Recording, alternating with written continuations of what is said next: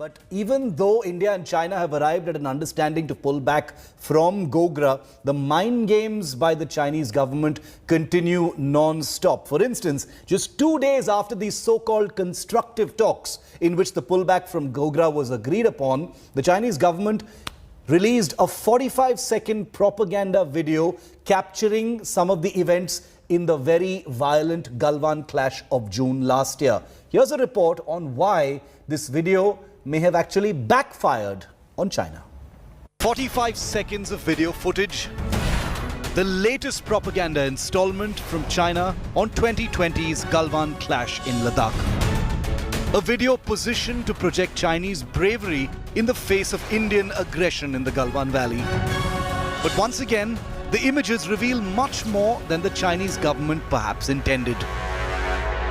It opens with Indian soldiers dismantling a Chinese observation post which had violated the line of actual control in June last year.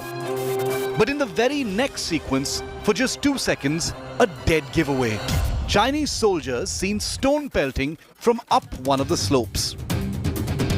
Pushed back by the Indian Army team, the propaganda video then shows PLA troops struggling in the freezing Galwan River. And then in the final flourish, a sequence capturing PLA troops being washed away by the Galwan River. But in the background, an earth-moving bulldozer, a confirmation that China was manipulating the path of the river to gain an advantage.